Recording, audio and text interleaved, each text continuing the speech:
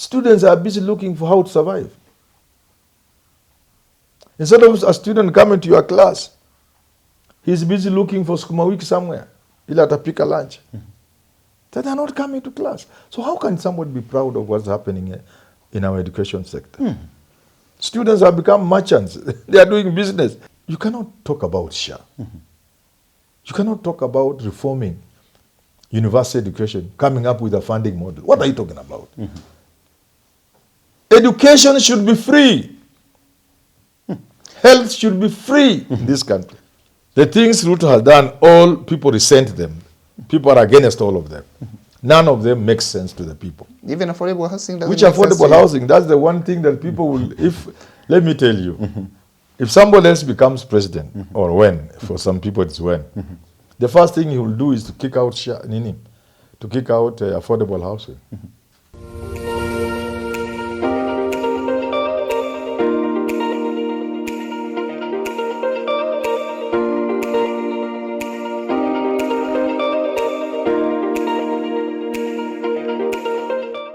Very good day to you, ladies and gentlemen. Welcome to another episode of the Candid Talk. This is Kenya's most comprehensive political and public governance analysis show.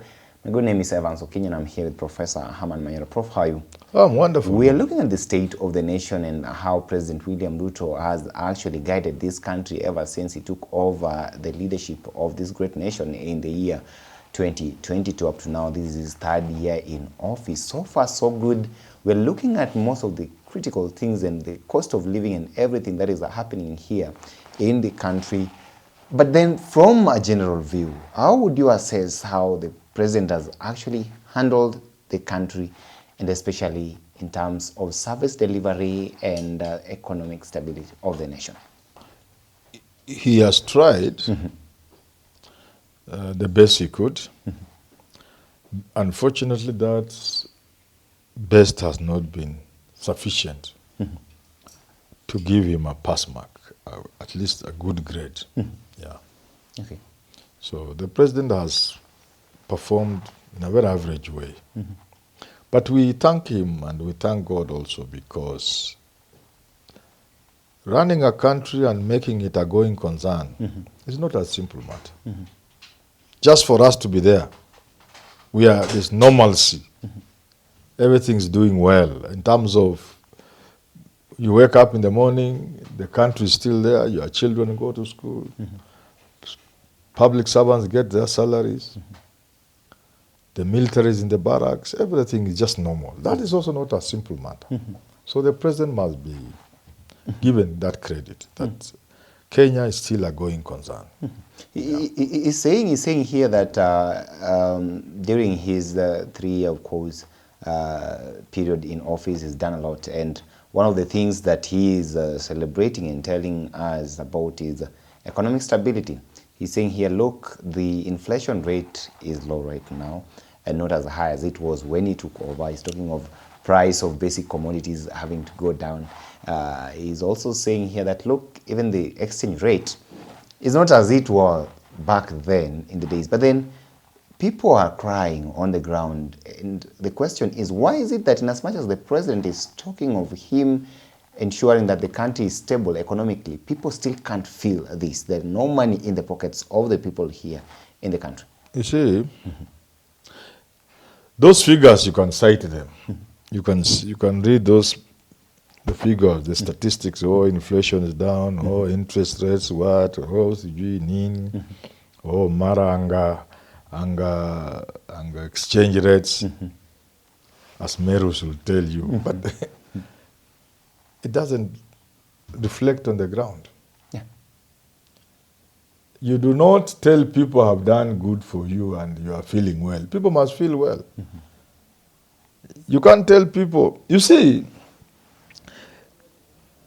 sometimes the economy is in a state where people are arguing. Some people say, no, we are doing well. Others, oh, not so well. Others say we are doing badly. People can argue. But that's not where our economy is. Where our economy is, it is obvious to the naked eye. The signs are all over that we are doing extremely badly. To the point today, if you go to town, The number of people in Nairobi itself tell you something is wrong. People are not even finding the need to go to Nairobi. Eating places in Nairobi. Eateries in Nairobi. They are more or less, many have closed down, the popular ones. Others are barely surviving. There used to be places for somebody like me, you know me, how choosy I am with what I eat. Yes. You know, I can rarely find something to eat in a hotel. So if I were to eat in Nairobi, you will not find me in those big hotels because I won't find anything to eat, you know that. So where do I eat if I must eat? I only eat in those fresh food, small restaurants in town, where people are cooking fresh fish, where food by 4 o'clock there's nothing, is finished. Hakuna chakula nalala kwa hizo hoteli. Fresh kama ni samaki. Kila kitu ni fresh na inakwisha. Ukienda saa 10 wanaosha, hakuna kitu imebaki. I can eat in such a places. It used to be that they used to be so crowded. If you wanted to eat comfortably, you will need to go there by 11. 11:30 latest. By saa 6, my friend, you are so crowded. If you eat food unconsciously, you can put your food in somebody's mouth. Because you are packed like this. Between 12 and 2. You stand waiting for somebody to finish so you get well. These are things we used to see in town. But now you go to those places, they are just empty. Others have closed. So how can somebody convince me that the economy is doing well? If you talk about the indicators like exchange rates, if you move the shilling from 160 to 130, that is an abnormal drop, first of all. Many people have said it's artificial. Let me just call it a not so usual drop. From 160 to the dollar to 130, that's not a normal drop. And it's not gradual. It's just it just came down. Just pop, one day you wake up, it is 129. Definitely. From 150 something. That's not normal. But that's beside that point. Let us assume it has happened. And it is normal anyway. It is not something to be viewed in isolation. It must have a direct bearing on the economy.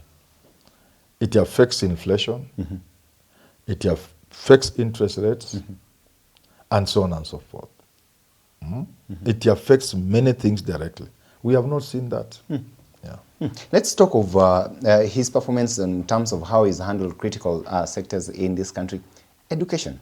Look at where we are with regards to, I think the lecturers are just from their 2 months long strike at the time. We also have a lot of issues with the JSS and everything happening here. And of course, President William Ruto decided to insist on implementing the CBC kind of system once it was brought on.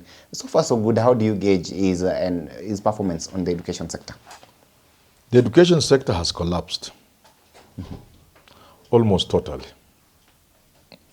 CBC is a disaster. I was very excited when Ruto said he will scrap it when he comes to power, when he gets to power. I was very excited. Unfortunately, he came to power and he forgot about scrapping CBC.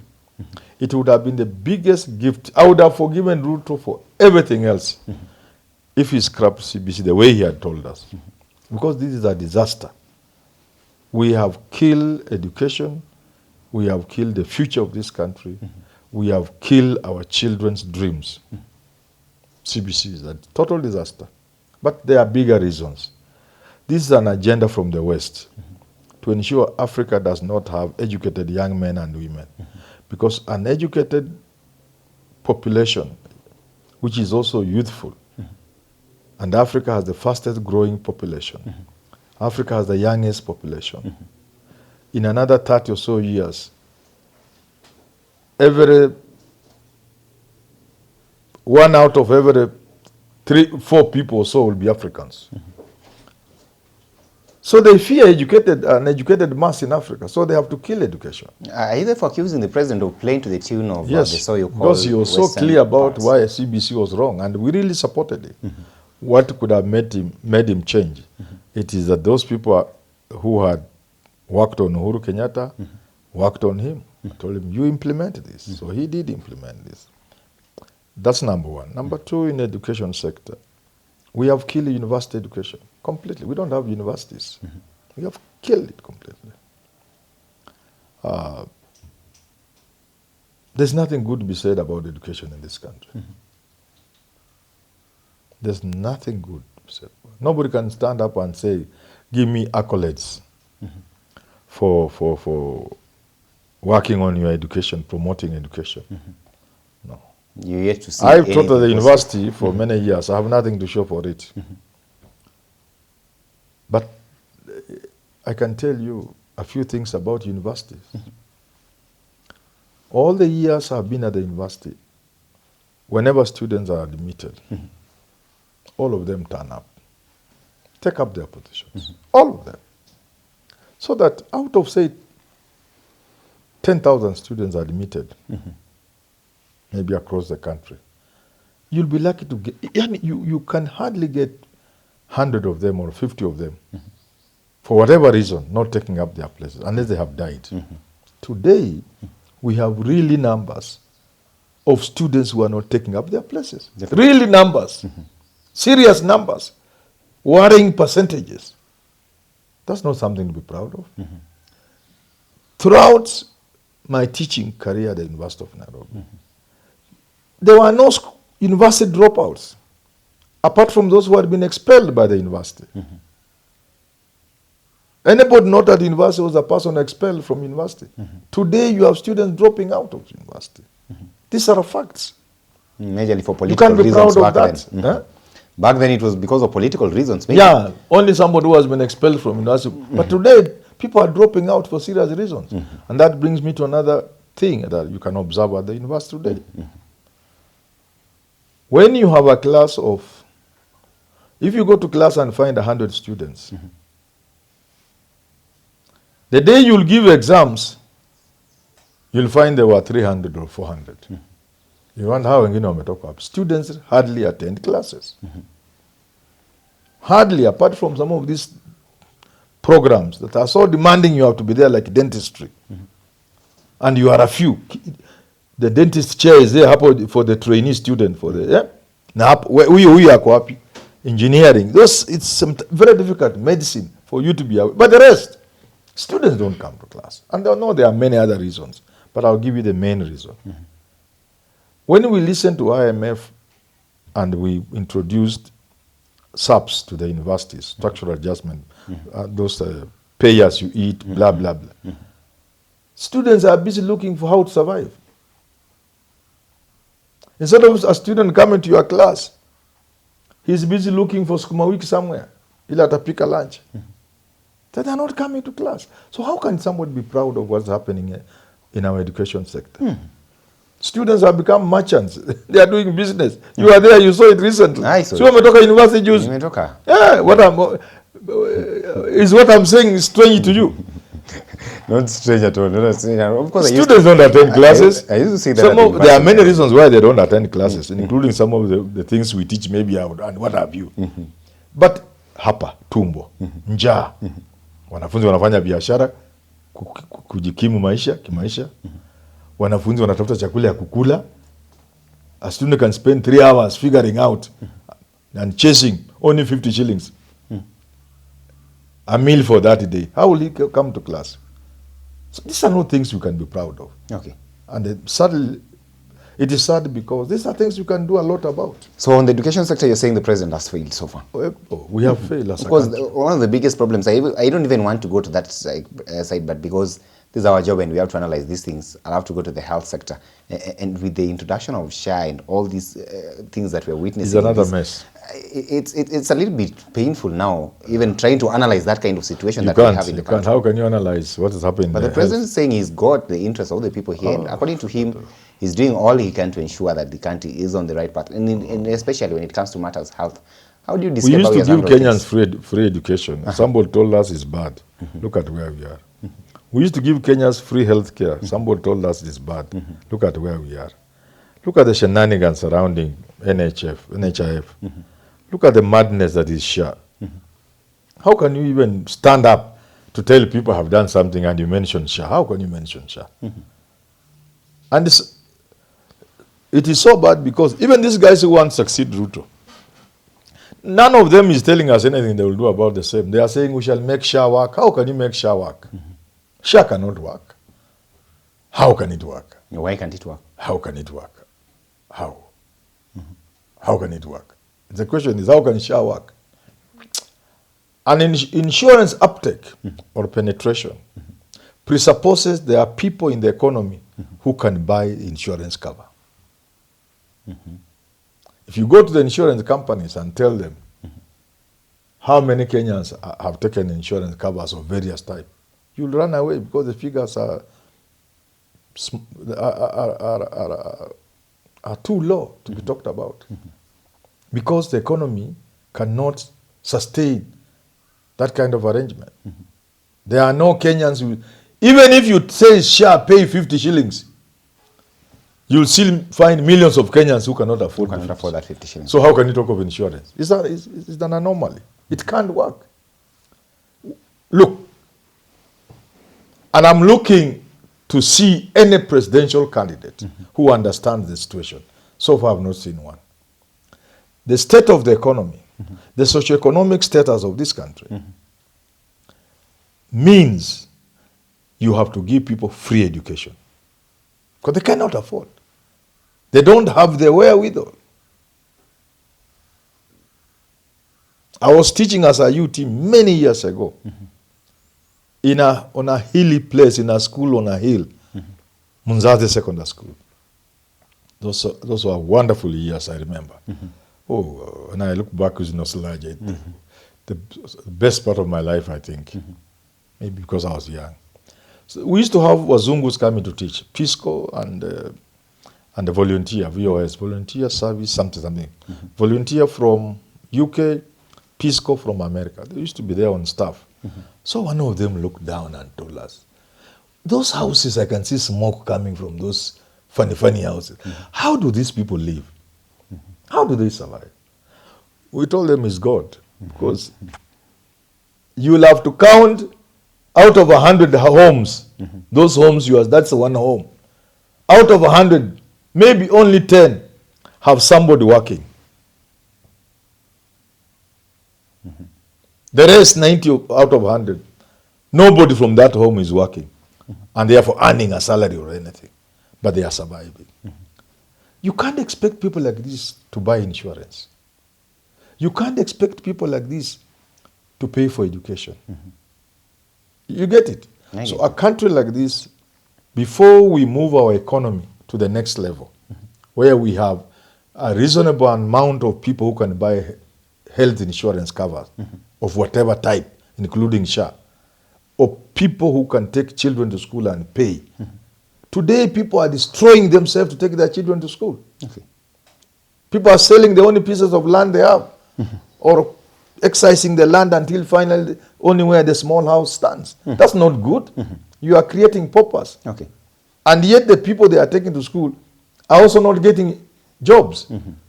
So you sell your piece of land to take your child to school, then they come and stay with you at home, having received a very useless education. So you cannot talk about SHA. You cannot talk about reforming university education, coming up with a funding model. What are you talking about? Education should be free. Health should be free in this country. And we can afford it. Already the amount of money we are pouring into education, already the amount of money we are putting into the healthcare, into health, that money is almost enough to give Kenyans free. But these people want SHA so that they can do business. Biashara. I can use the American example. America has enough money to give out the best healthcare, free. Sinikweli. Because America can afford to hit rocks in Afghanistan and spend trillions of dollars. pour money, support countries, and yet they cannot give free healthcare. Why? That is part of the capitalist arrangement, the economic system. You want to collapse the economic system. See, because you must allow insurers to work, create jobs in the insurance industry. You must allow pharmaceuticals, the big pharmas, to sell drugs. That arrangement supports the economy. That's why America does not want to give free health care. Not because they can't afford. So you come here and you are telling people you want to do business with health. To do business with who? With the poor people who don't have money. So it's an anomaly. So even in Kalonzo Musyoka, I have a problem because they cannot change this country. Okay. Yeah. Finally, I want to hear somebody saying, I have looked at the SHA model, NHIF SHA now, and I've come to the conclusion, having looked at the country carefully, that if today we are spending X billions on health, if we have X plus Y, we shall have enough money to give free health care. That's what I want to hear. Finally, at the core of this crisis, we have got the unemployment kind of stuff. We've seen the government come up with intervention, and I know very well that as we approach the year 2027, Kenyans will be there looking at President William Ruto with whatever it is that he's done so far. And of course, people will be looking at Ruto and they'll be remembering things quick, fast. SHA, they'll talk about affordable housing, they'll talk about Hustler Fund, and of course, recently we had the Nyota kind of program. And all these people empowerment programs that we're witnessing around. First of all, when you talk about the Hustler Fund, I hear that, of course, up to close to 5 billion has already been lost. Money that cannot almost actually... 12 billion. Yes. But it's not a joke. That money is there. So we are looking at some of these things that the president actually is trying to do. Do you think them living up to the expectations of the people here, do they actually help solve the one problem that we have? Kibaki came up with free primary education. It's up to date, people talk about it. Okay. He came up with CDF. People talk about it. You must do one flagship thing, which is positive. The things Ruto has done, all people resent them. People are against all of them. None of them makes sense to the people. Even affordable housing doesn't Which make sense affordable housing? That's the one thing that people will, let me tell you, if somebody else becomes president, or when, for some people it's when, the first thing he will do is to kick out affordable housing. You see, and I keep telling Africans, please, don't make us the laughing stock of the world. If you come to Turkana and you want to put up houses for people, what are you telling Turkana people? Even if you come up and say you are doing affordable house. Who's affordable? For who are you doing it? Who wants those houses? Nobody wants those houses. People have their own problems and they have their own homes. You get a person who is 60, 58 years, 2 years to retire. Unachukua pesa yake ya housing. Na anakaa kwake. Nani amekwambia anataka nyumba? A program in the rural areas, if you really are serious about housing, providing decent houses for making sure Kenyans transit into decent homes and decent houses, you have to be innovative. These guys, there's a business they are doing. Because if you wanted to give people of Vihiga decent houses, you work with the people, different types of people, workers, those who are not working, those who are businessmen, and say, hapo kwako, we want to enable you to have a good house. Then we enter into an arrangement with you. Hapo kwako, si uko na kashamba yako, except huna nyumba ya maana. We want to enter into an arrangement where you have decent abode, a decent house, fitting of somebody of your level. Now that you are a teacher, you earn a salary, you have 40 years, you still have 20 years to go to retire because you are a permanent and pensionable. We want to enable you to have a house, hapo kwako, and we shall be recovering from your salary kidogo kidogo. You see, that makes sense. And the other programs within the rural areas. But to tell us, oh, we have taken some land from the county government of Vihiga near Kidundo, we want to do afford. That's nonsense. What are you talking about? Whose house? Who are you building those houses for? Again, you can say, okay, there is a county government in Wajir. The people of Wajir may not need houses. But we're going to have the county government employing people from all over the world, all over the country. They will need houses. How do we work with the local businessmen to enable them to put up houses to sell to people at an affordable rate? Because government has facilitated them, like offered free land. So the cost of the house will be low because the land has been offered to you. Maybe even services like water, electricity, sewage has been offered. So that house finally will be, it won't go below such a, that is the thinking I want to hear. But these are people who just want to make money from these so-called houses. So now these things are actually working, according to you? None of them is working. And it's not Manyora saying. It is the truth, and they know it. They all know SHA is not working. In the short time SHA has been in existence, how much has been lost in terms of billions paid to fictitious hospitals? Do you think if you open a fictitious hospital, some money will be paid into your account? Now, let us start ours. Let us start ours. Let's start ours. Tuone kama tutalipwa pesa kimakosa. It's not possible. Nobody can wire 20 million to your fake hospital unless he is working with the big boys up there in Afia House. Yeah. Not even a ghost school somewhere. No, or a ghost school. How can a ghost school be paid money? How?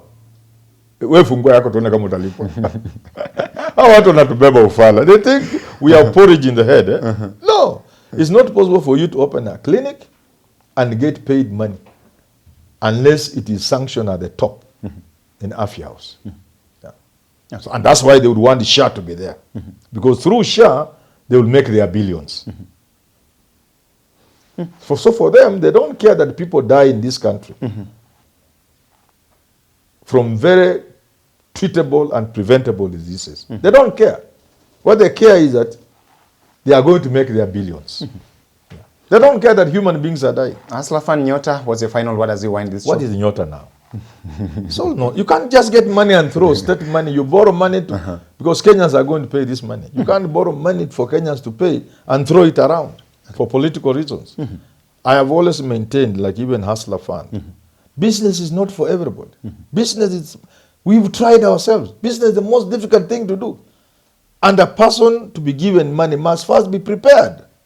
He must be prepared, taken through stages, and then supported to start business. And they continue to be supported. But to throw money to people and tell Nyota, si watoto wanaenda kunywa pombe tu. You give him 50 anaingia kwa bar. Na warembo wamejua huyu amepata 50,000. Hata haiwezi lala. Ile ende siku hiyo. Unapiga sherehe inaisha. And yet it's money the country is going to pay. You and I will pay you. Our children will pay. Our grandchildren will pay. You can't do that. No, that's wrong. Well, ladies and gentlemen, we've been having this conversation looking at President William Ruto's 3 term in office. What is it that he's been able to achieve so far? Well, you can weigh in and tell us. We are still here on the ground focusing on everything that the government is doing. Tell us, do you feel the impact of all these things that the government is doing? Of course, he's saying here that the economy is stable, but then do you feel it down there? Do you have money in your pocket? Are you able to maneuver your ways within this economy? Well, tell us down there, and of course you can comment, and we'll be more than glad to interact with you. In case you're watching us for the first time, kindly subscribe to our channel here. And of course, if you're outside there and you have any business and would like to partner with us, we are more than glad to partner with you as well. Thank you for tuning in till we have this conversation again. Have yourself a lovely day. My name is Evans Okinyi.